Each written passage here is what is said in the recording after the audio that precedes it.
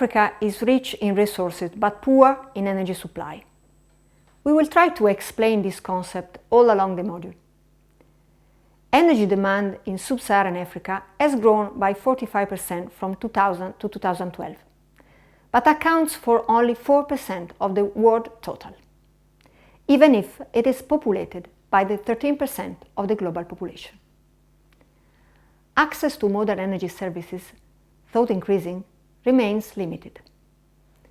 Electricity consumption per capita on average is very low and equal to the amount needed to power a 50-watt light bulb on a continuous base. This amount is hardly enough to cover the daily basic needs at household level and not certainly targeted to meet community service needs, nor productive uses of energy in the industrial or agricultural sector. So, the scarcity of modern energy services in the whole sub-Saharan region is still today a crucial issue. At the light of the above consideration, many governments are working for removing regulatory and political barriers that are preventing foreign investment in domestic energy supply. But the current inadequate energy infrastructure is still a strong limiting factor. This means that there is an urgent need for promoting the development of a domestic market, which, especially for gas-producing countries, seems to have a sound reason. In the last 7 years, 1/5 of the new oil and gas wells has been discovered in the sub-Saharan region.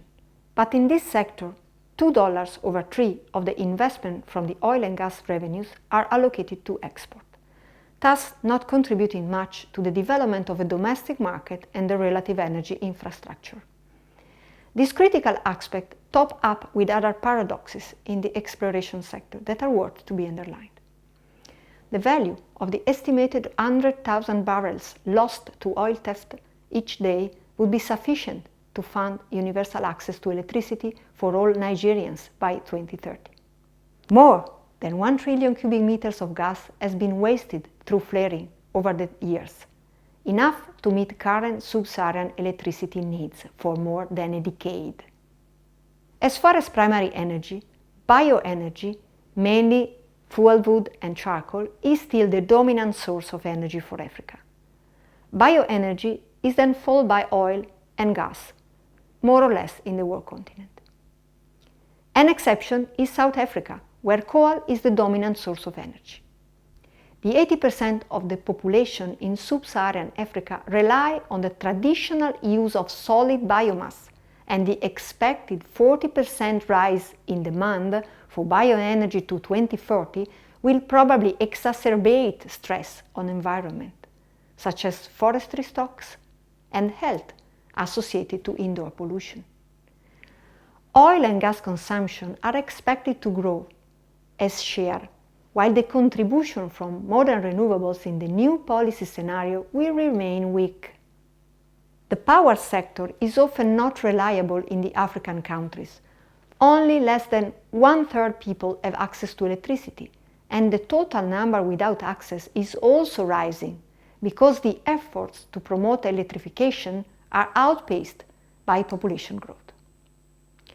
From the production side, severe and frequent power shortages are threatening the development of the agriculture and industrial sector and the consolidation of a stable socio-economic condition within the region. For the transmission and distribution side, the losses in poorly maintained networks are often twice the world average and contribute to increase the overall primary energy used in the country, reducing efficiency of transformation. Despite this poor service, electricity tariffs are in many cases among the highest in the world, and to complete the paradox, for the poor quality and quantity of the supply, the increasing private use of backup oil fuel generators has induced consequences on the electricity price for the final user and the impact for the local environment. The current grid-based generation capacity are close to 90 gigawatts in the whole sub-Saharan region, half of it in South Africa. The mix is based on coal, 45, hydro, 22, oil, 17, and gas 14. Despite starting from this very low base, the power capacity will grow 4 times to 2040, according to the new policy scenarios by the International Energy Agency. Urban development will represent one of the most demanding sectors, thus contributing to this growth, 50% of which is expected to come from renewables. For instance, hydropower accounts for 20% of today's power supply, but its technical potential is huge, and additional capacity may play a major role in mitigating the average cost of power supply and phasing out oil-fired plants. Solar and wind technologies are appearing more often into the market, and attention to geothermal energy is also growing despite some internal and national objections.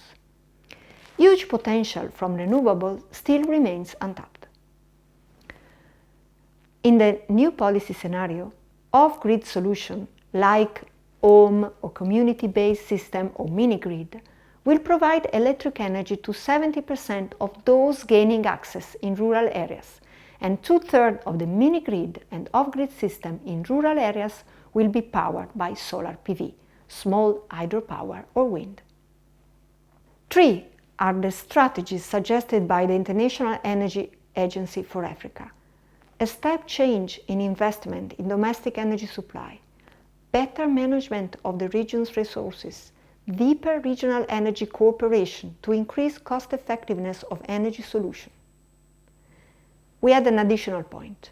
Indeed, even in the most favorable scenario depicted by the International Energy Agency, the African Century case, despite a consistent additional economic growth for many of the sub-Saharan economies, a persistent, significant gap in the distribution of resources will remain across Africa, with special reference to the urban-rural dichotomy. In this scenario, indeed, we will have to accept that in the incoming decades, still hundreds of millions of people will have no access to electricity and continue to use traditional systems for domestic uses, thus being not in line with the Agenda 2030 and the 17 Sustainable Development Goals. This means that some of the strategy for scaling up access to energy need to be redesigned, overcoming the dichotomy between centralized and decentralized electrification, using hybrid solutions coping different renewable energy sources with conventional backup generators, thus combining a bottom-up and a top-down approach.